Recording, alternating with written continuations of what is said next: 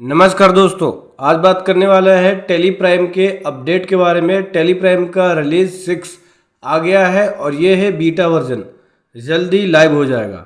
इससे पहले पुरानी वीडियो में मैंने अपने टेली प्राइम की पुरानी वीडियो में जो बीटा वर्जन आया था उसके अंदर बताया था कि कैसे आप बैंक स्टेटमेंट को इंपोर्ट कर सकते हो टेली प्राइम में और आपकी अकाउंटिंग एंट्रियाँ ऑटोमेटिक हो जाएगी, बुक्स ऑफ अकाउंट्स के अंदर एंट्री ऑटोमेटिक हो जाएगी, जैसा कि मैंने आपको पुरानी वीडियो में बताया था। आज आपको बताऊंगा टेली प्राइम के रिलीज 6 के कुछ नए फीचर के बारे में जो कि आपके अकाउंटिंग प्रोफेशन के अंदर बहुत हेल्प करेगी। चलिए समझते हैं। सबसे पहला है इसके अंदर डाटा स्प्लिट। दोस्तों, अब आप डाटा स्प्लिट एक सिंगल कंपनी के अंदर कर सकते हैं। पहले जब हम डाटा स्प्लिट करते थे तो 3-4 कंपनियां बन जाती थी, मेरे ख्याल से 3 कंपनी बन जाती थी। तो अब ऐसा नहीं होगा। डाटा स्प्लिट करने पे एक सिंगल कंपनी स्प्लिट कर सकते हो। दिखाता हूँ मैं आपको। डाटा पे गए, यहाँ से स्प्लिट पे गए तो पहले वेरीफाई डाटा बोलता है, दूसरा बोलता है कि स्प्लिट डाटा। अगर आपको वेरीफाई नहीं करना तो डायरेक्ट स्प्लिट कर सकते हो। स्प्लिट डाटा पे आ गए, ये बोलता है it is recommended that verify company data. बोल रहा है कि पहले आप वेरीफाई कर लो। चलिए पहले वेरीफाई कर लेते हैं। वेरीफाई कर लिया, एंटर पे क्लिक कर दिया। अभी ये वेरीफाई करेगा, डाटा का वेरिफिकेशन होगा। थोड़ा सा टाइम लेता है दोस्तों।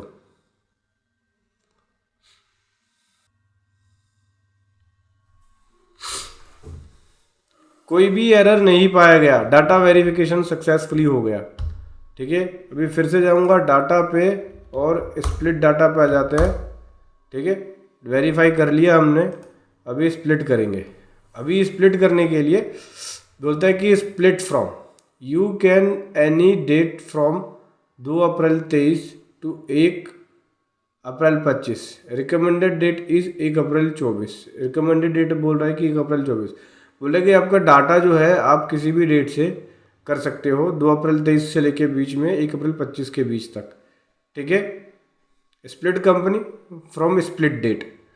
अभी मैं आपको दिखाता हूँ, जैसे कि 1 अप्रैल 24 से मैं स्प्लिट कर रहा हूँ। ठीक है, तो यहाँ से कर रहे हैं। जो कंपनी बनेगी, नेम ऑफ न्यू कंपनी जो बनेगी 1 अप्रैल 24 से अलग हो जाएगी।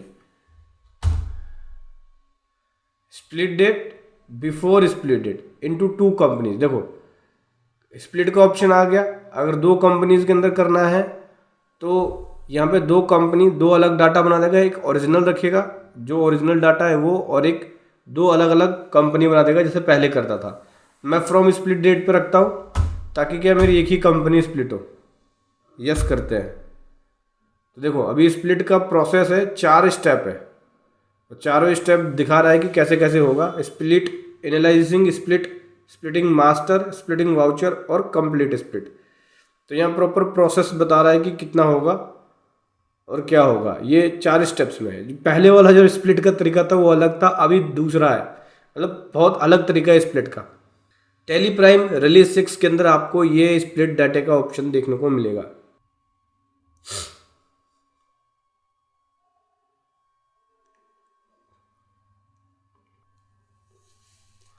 अब 100% कंप्लीट हो गया, देख सकते हैं। अब स्प्लिट करके केवल एक सिंगल कंपनी बना रहा है। पहले 3 कंपनियां बन जाती थी, ओरिजिनल कंपनी, और आफ्टर स्प्लिट होके 2 कंपनी बनती थी। अभी स्प्लिट करने पे सिर्फ एक कंपनी बनेगी। एक आपका ओरिजिनल रहेगा, दूसरा आपका ये स्प्लिट करके बनेगा। जैसे कि इसमें देख सकते हैं 1 अप्रैल 24 से अलग हो गया और ये 23-24 का अलग है, अप्रैल 24 से अलग बन गई कंपनी।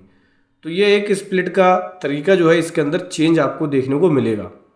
दूसरा अपडेट है इसमें जीएसटी रिटर्न से रिलेटेड है। जीएसटी रिटर्न से क्या क्या रिलेटेड है बता देता हूँ आपको। जीएसटी रिटर्न से रिलेटेड इसके अंदर है, अब आपकी GSTR-1 जो है स्मूथली यहाँ से जनरेट हो जाएगी और अपलोड हो जाएगी। ठीक है, उसमें ज़्यादा टाइम आपको लगेगा नहीं। दूसरा इसमें 3B से रिलेटेड है, मैं आपको दिखाता हूँ। 3B का जो यूटिलिटी वर्जन है वो अब जब आप 3B फाइल करते हैं टैली से एक्सपोर्ट करते हैं तो जो 3B के अंदर यूटिलिटी वर्जन है, नया वाला वर्जन 5.0 जो है वो इसमें इनकॉर्पोरेट कर दिया गया है। 5.0 का जो वर्जन आपको देखने को मिलेगा, दिखाता हूँ। जब आप एक्सपोर्ट करते हैं ऑल्टी करके जीएसटी रिटर्न पे जाते हैं, ये देखते हैं एक्सपोर्ट ऑफलाइन टूल में जब आप एक्सपोर्ट करेंगे तो यहाँ पे 5.0 वाला जो वर्जन है ऑफलाइन टूल का 3B का, वो अब आपको देखने को मिलेगा इस वाले वर्जन में। ये अब एक्सपोर्ट होगा जो नया वाला वर्जन है 5.0। इसके साथ ही साथ क्या होता था, 3B के अंदर कुछ एंट्रियां हमारी चली जाती थी, अनसर्टन ट्रांजेक्शन्स वाली जो एंट्रियां होती थी कुछ अलग अलग हेड में चली जाती थी, ठीक है। जो क्या बोलते हैं URD बैंक वाली होती थी, वाउचर्स वाली होती थी, जैसे कि exempt supply, net supply, non GST supply, ठीक है। ये सभी ट्रांजेक्शन्स जो होती थी वो अपेयर होगी 3B के अंदर एग्जाम्प्ट सप्लाई, नेट सप्लाई और नॉन GST सप्लाई में।